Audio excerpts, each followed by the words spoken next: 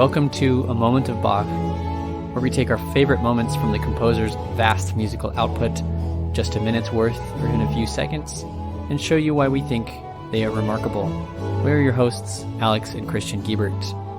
And this is part 2 of a 2-part miniseries focusing on BWV 150, the cantata Nach, Herr, verlanget, mich. If you didn't listen to last week's episode yet, I encourage you to go back there and listen to it. In that episode, we looked at the first 4 movements of this cantata. And now let's jump in to the 5th movement.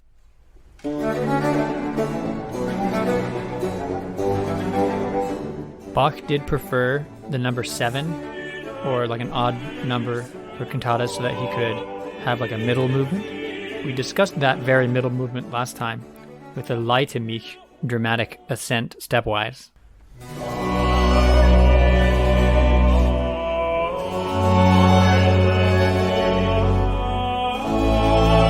Now we're on the home stretch here because we are on movements 5 and 6 and 7. And the last movement is something else entirely, but it is a chorus, but has a different musical structure, and we'll talk about that at the end of this episode. We move on to number 5. Cedars must, before the tempest, often suffer much torment, and are often uprooted. Entrust to God both thought and deed. Do not heed what howls against you, for his word teaches us quite otherwise.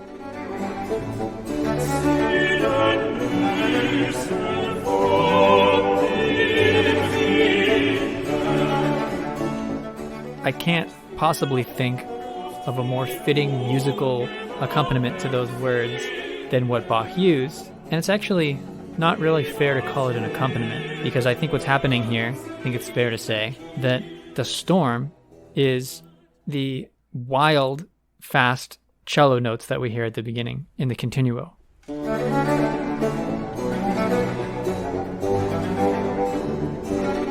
And then standing firm, like cedars must do in a storm, standing firm through that are the singers.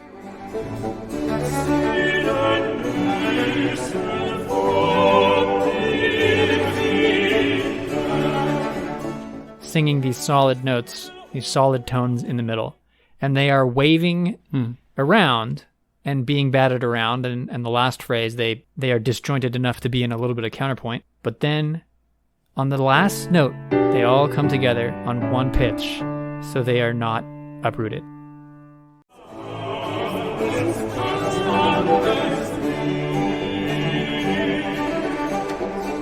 And just like the rest of the cantata, it's continuous, through composed, nice and short. The use of the bassoon gives some nice contrast. Again, not exactly like the continuo part, but quite different actually in texture. At the beginning, it's just got some 8th notes, while the continuo is much faster. We have 16th notes of this speed. And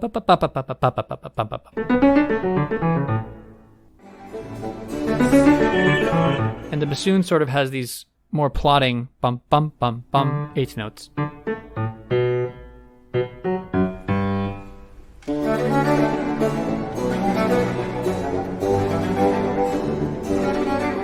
Until the end, when their roles are reversed, and the bassoon gets one last little word in at the end.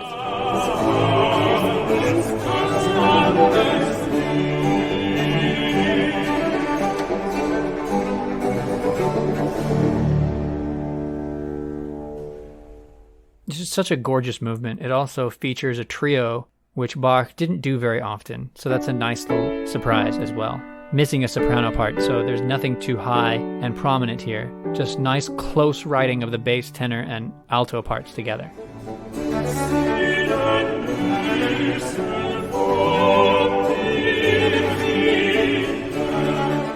And there is one moment actually where those strong trees are shaken, in this part of the singers, that is, and that is on Wiederbellet. And the translation that's used here is like pushed or barked or howled against you. Achtet nicht. Yeah, achtet nicht, was wiederbellet. Like an annoying, something that's annoyingly howling. That's interesting. Yeah. And they do shake there. Achtet nicht, nicht, was wiederbellet. But you get that interruption on the word nicht. Yeah, nicht gets repeated as a short note. Nicht. nicht. Oh, he always does that, doesn't he? Yeah. These are just tropes you start looking for in Bach. We find it all over the place, don't we? It's in Jesu meine Freude.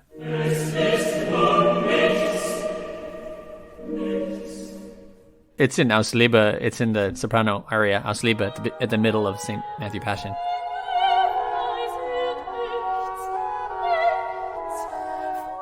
I just love the way, and the way that this dovetails with movement 6 is cool too, because 5 and 6 are in D major, which is the relative major of B minor, but everything else, 1, 2, 3, 4, and 7 are all in B minor.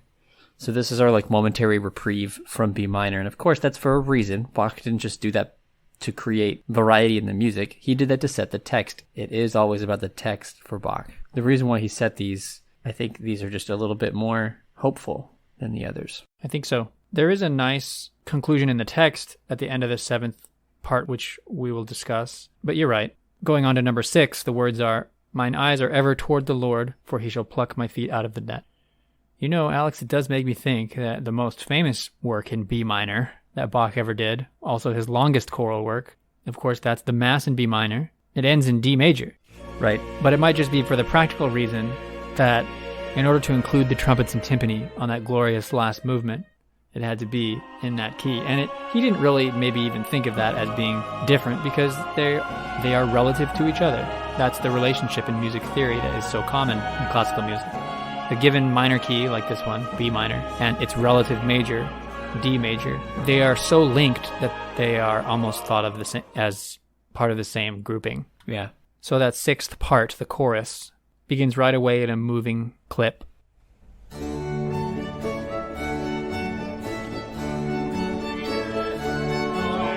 Yeah, and even though it's in 6/8 time, and the other one is in 3/4, it still like has a similar sounding harmonic rhythm. Like the harmonies change around the same amount of time. They are.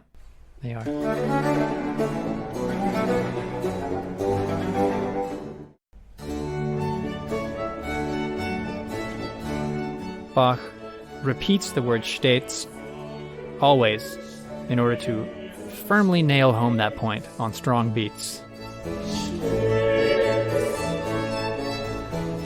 Oh, yeah. Always, always, always towards the Lord.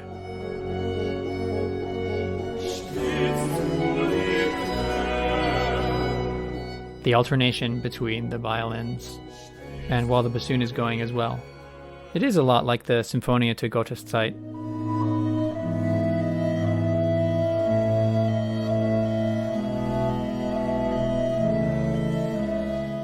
It's such an unusual thing. He only does it in his early works. You get these alternating figures that, when combined together, create unbroken 16th notes. But because they're juxtaposed or like offset, I mean, like you can hear the held out note in the background.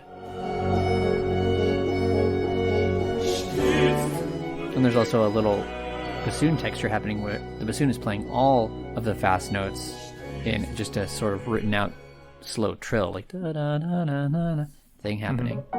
It's a very strange musical texture. I love it. It's a really interesting texture, and it's that my eyes are ever toward the Lord, always toward the Lord, set toward Him. That is what Bach is setting with that just focused single high violin note that both violins are just always approaching. That bum bum bum bum bum bum bum bum, always just hitting that target and just staying at that. And the illusion of that note being up there, even though it's actually alternating between the two instruments.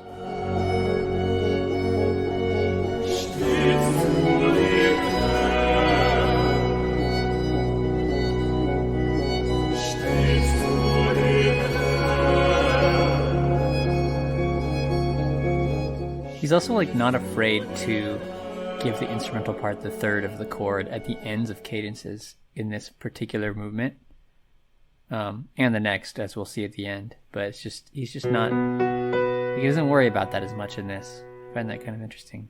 Yeah, do you think that later in his life he just always made sure that the chords were written out more in a balanced way between the notes chosen in the last chords? I don't know. Yeah. I mean, it's always covered in a continuo keyboard instrument, so it's not like it's a problem. There's not a lot of text here. The rest of it is just, he shall pluck my feet out of the net.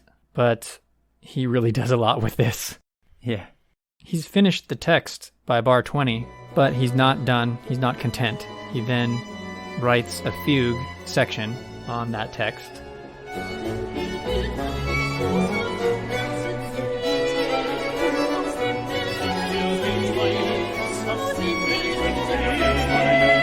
And the flurry of trying to escape the net seems like it's being evoked here. And then here is the ending, which I think on my first listen kind of just struck me as, what in the world is this?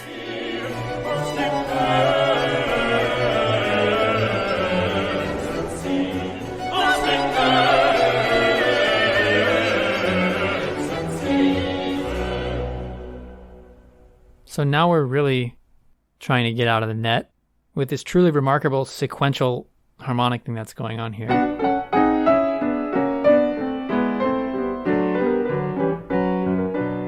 It's so nice he does it twice.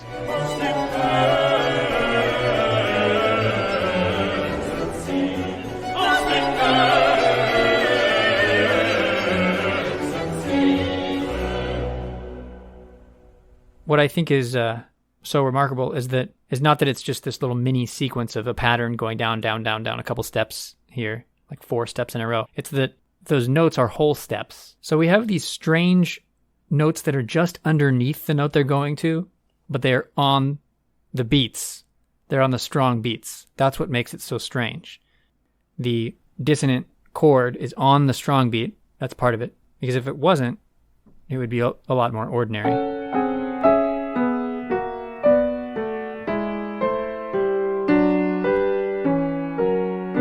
But it's also the fact that in this pattern, all of those notes are whole steps from each other, which is weird. There's only one place in the scale which has 7 notes in it. There's only one place that has 4 whole steps in a row like that. It happens in the major and the minor scales. It happens in all the scales because if you know your musical scales, in like major and minor harmony, you've got 7 pitches before you repeat. When you get to the 8th one, it's the same as the first one. In that string of 7 pitches, there are 4 in a row that are whole steps and not half. And it's on those 4 that Bach has chosen to do this strange pattern. And it's only because he chose those 4 that this works. Going to C sharp via B sharp, going to B via A sharp, and so on. And so you've got C sharp, B, A, G. It's set tightly in this constrained place, the only place it could be. It's pushed stronger by being on the beat. Bach repeats it again right away to show it again. It's truly colorfully strange harmonic moment that I think only a composer like Bach, as harmonically adventurous as Bach, would dare to do, especially that young. Yeah. Because it's pretty weird. It's amazing. It's an amazing moment.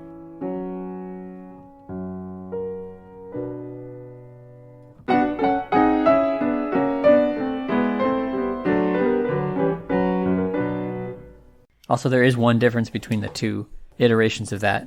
It's kind of subtle, but it's just that the bassoon goes down an octave in the second one. But everything else stays the same.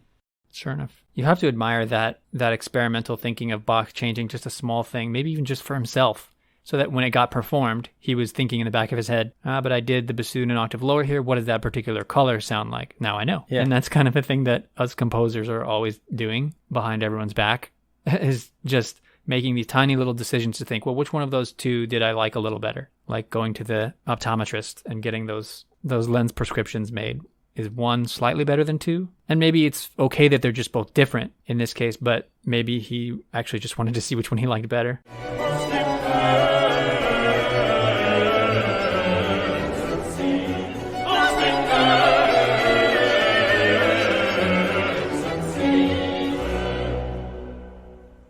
So now we have the final choral movement. So I'm looking at Bach's manuscript. It says tutti, that means like all the singers are going to sing. And then it says Ciaccona, the Italian word for chaconne, which is the French version of the word. That right there kind of makes this remarkable because of what it is and what it means. And we've covered a chaconne or 2 on this podcast. Yeah. A roughly equivalent musical form and structure is passacaglia, and it is a repeated bass motif over which a bunch of different other varieties of things on top happen.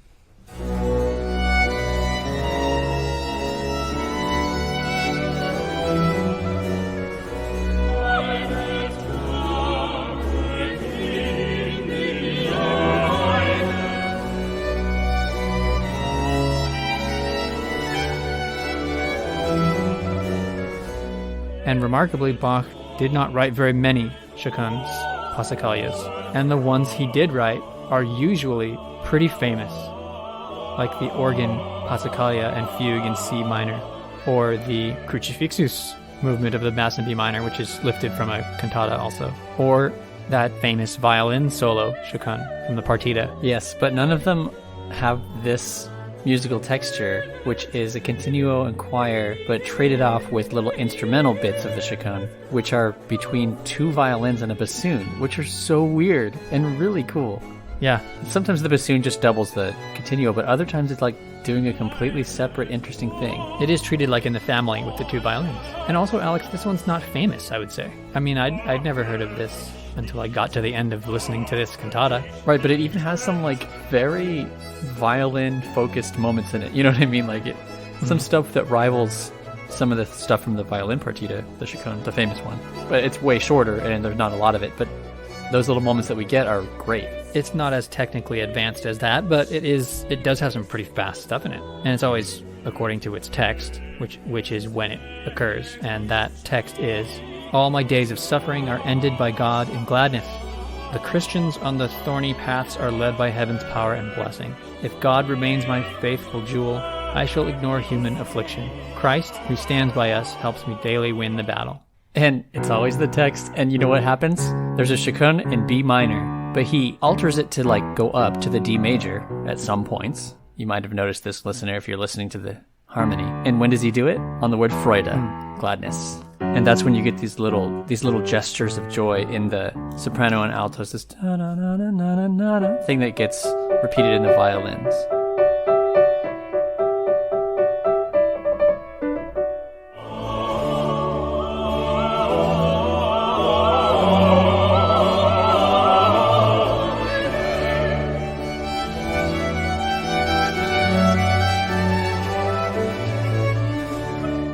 But then it goes back down to minor a little bit later, which I think is interesting. And right there in that moment, Alex, the remarkable thing that I think is a young Bach thing that I don't think he did later is that those patterns that the two upper voice parts have, first it's soprano and alto, and then it is the two violins. Their pattern for 3 or 4 bars stays the same. Under that, the chaconne moves. And it doesn't necessarily fit the harmonic scheme. Bach does not change the top part to match the bottom.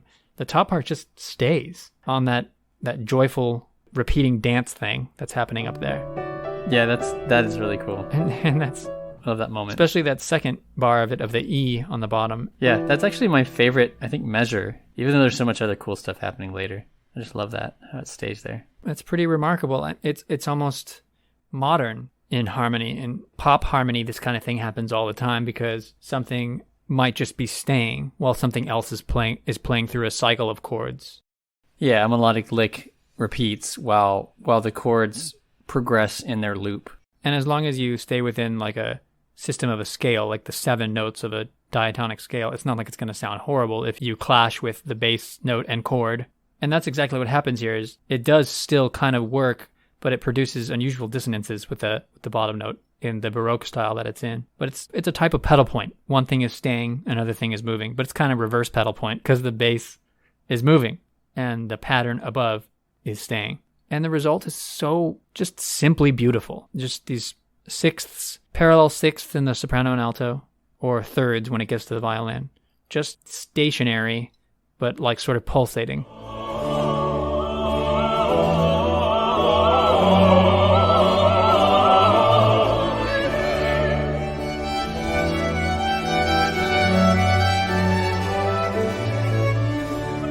Yeah, and contrast that with the next little violin interlude that happens after the next couple lines of text in the soprano and alto, and that is just simply a broken up arpeggio that matches each chord under it. I'm looking at measure 33. Yeah.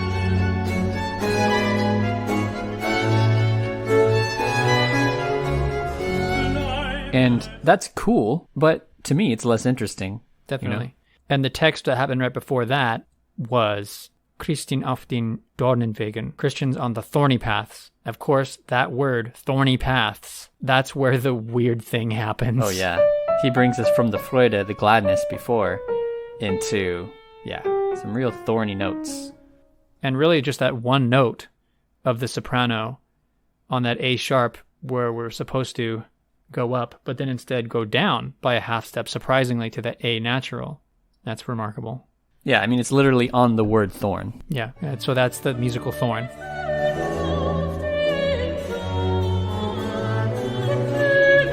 And then the text drives another thorny moment later, too, after I shall ignore human affliction if God remains my faithful jewel. And on that word, we also get man's affliction, man's strife. It's the bass part that sings it, the bass singer in this recording. The violins pick up and with a bassoon suddenly become very active and agitated.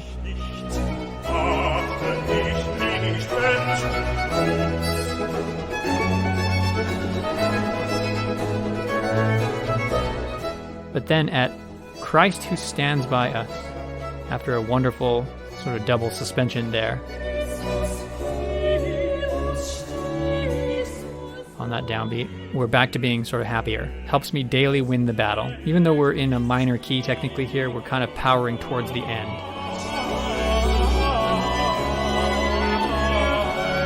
And the word battle, streiten, is usually extended. It is. And the pattern that goes with it, including in the violins at bar 78, 9, 80. It's another thing where it's like, this part just stayed. And this one's even stranger, because at 77, you got B minor, everything's fine. B minor triads are being arpeggiated in the violins and the bassoon.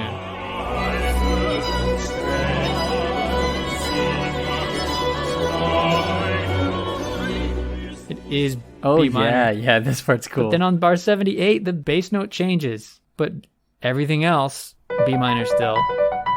That does not happen in harmony of this time period. It just sure doesn't. I guess it's legal because you could just call it the entire bar of that bottom note of that bar a passing tone to the next thing, but it's not what it sounds like.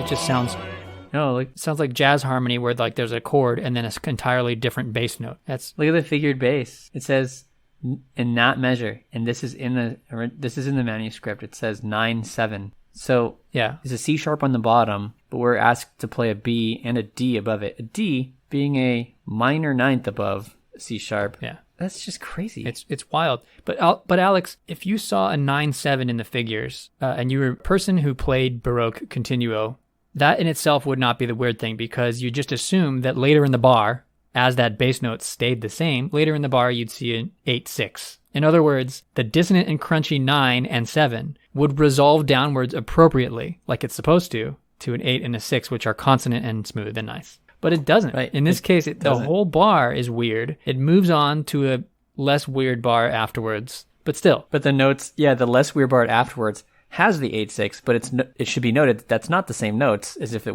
8/6 was in the weird bar that we're talking about. And all that is just like the static B minor again, staying put. Yep. So it is actually a pedal point, as you said. And what this reminds me the most of is some of those very funky figured bass markings that we got at the beginning of the Et Intera Pax movement of the Mass in B minor. We had some interesting pedal point happening, and it caused some weird markings in the figured bass. But you do kind of wonder, I mean, middle and late Bach has refined beauty in it. And some of the aria, some of the instrumental stuff is just on another level of complexity. Some of the aria melodies are some of the most beautiful ever.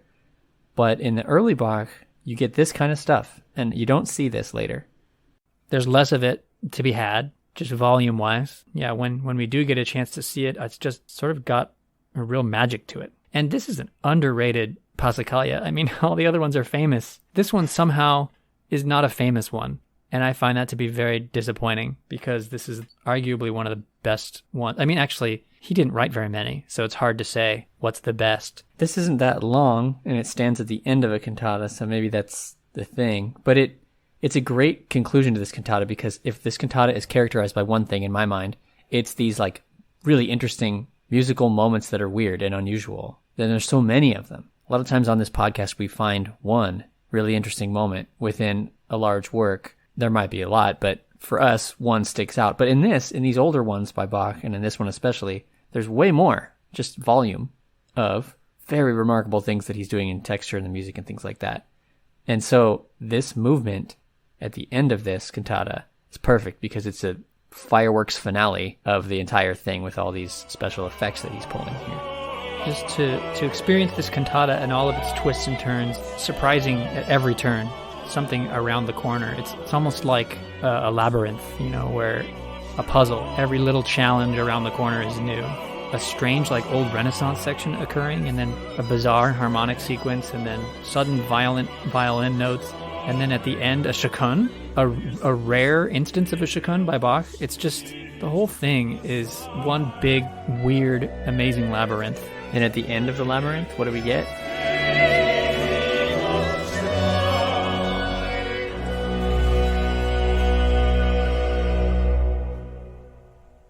We get what sounds like almost an open fifth final note. Now, it's not, because the violin too has that third, and it's a Picardy third, so it's raised, so it's a major chord. And it's in the continuo as well, as far as in the chordal instrument continuo. We hear it in the organ part, but it's still kind of soft. What's remarkable is that the voices, as we hinted at earlier, here they don't land on that third. None of them do. There's 3 Bs and 1 F sharp, but no D sharps here on this final chord. It's an interesting color that D sharp is so high up there. Right, it's a range thing. It's a little bit more like a natural acoustic. It's sort of like a physics thing at that point, sort of like the harmonic series. In that, from that bottom note, it really does sound like the notes stacked above in the arrangement that Bach voiced them above sound a lot like the natural harmonic series that's vibrating from that bottom note. So it's just very pure in tone. It is, more so than a normally structured final chord in which you'd have the third be in the middle of the range, which would be in the tenor or the alto, which gives it like a fuller, lower sound. But this is kind of a high, pure sound, especially since the bass instruments are all doubling the B. The fact that B is tripled in the bottom, if you think about it. You got that big, low bassoon, too. You have a big, low B in the violones. In the bassoon, he specifically puts the low B, which means it matches the violone, which is really interesting. So you got a huge low B, the next B up, which is in the bass staff, which is being sung by the bass singers and is being played by a cello. And probably organ pedals are covering those low two, but those are softer, usually. Then, up from that is a tenor B. Those are 3 Bs, but the lowest ones were the strongest. That's why this is so hollow sounding and pure and weird. Then next is an alto F sharp, that's a fifth away. Soprano B, okay. Now we still don't have a third yet. This is a really remarkable chord if we think about it. Then finally the top 2 are the 2 violins. D sharp, there it finally is, but it's a high one. And then F sharp, not a B on the top. Is the first 6 notes in the harmonic series of a really low B. Yeah, no wonder it sounds so hollow and pure. Yeah, and it's pretty stark and kind of colder than a nice big full chord with a bunch of notes in the middle range, which would be more colorful. I can think of 20th century composers, spectralist composers like Grisey and stuff like that, doing things like this with the spectral quality of these chords, looking really closely on how these harmonics interact when they compose, and that's 20th century stuff. And here Bach is he consciously thinking about the harmonic series, or does he just have a innate understanding? Either way, I think it's probably kind of subconscious for him. Yeah, I can't imagine the science of it would be that common. I don't know, I could be wrong. I think if you read those treatises, they understood that stuff. They just don't. I mean, in the Renaissance they were exploring it, And I mean, even the ancient Greeks knew that stuff. It's just that it wasn't in the terminology that was found by monks later, and then a lot of those monks kind of got it wrong, and then they had to refigure it out and all this. It's a fascinating subject. I think we can give Bach more credit here than just he intuited this, because he did intuit it, but I think we can give him more credit. I think he's a very learned person. I bet he understood the harmonic series, at least to the knowledge that they would have understood in the day.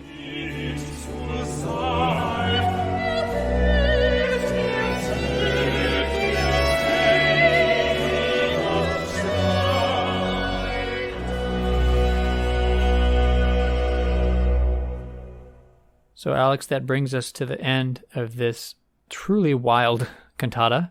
Let's go back and have one more listen to the 3 moments from the last 3 movements in this cantata. First, let's hear the ending of the Cedars movement. Cedars must before the tempest suffer much torment.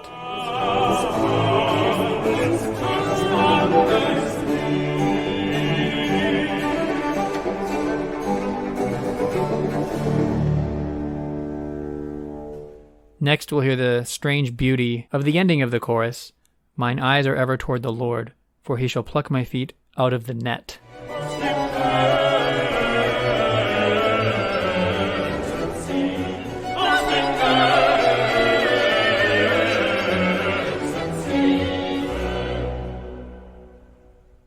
And finally, let's hear the joyful section of the closing Ciaccona.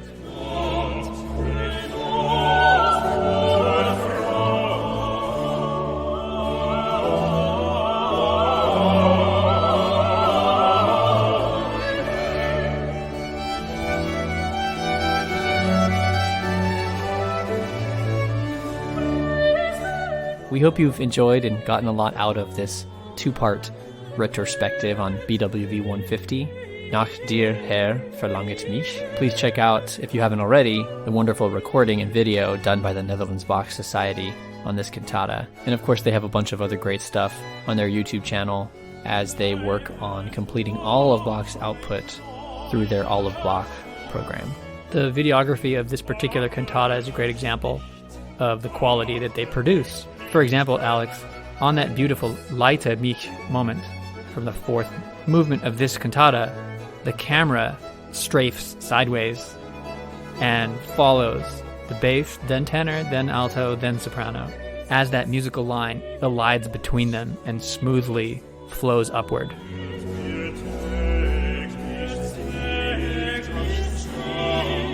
Alex, what will our next episode be about? We'll be taking a look at the Well-Tempered Clavier again, at a recently published video from the Netherlands Bach Society, Well-Tempered Clavier Book 2, Prelude and Fugue number 23 in B major, BWV 892. Until next time, enjoy those moments.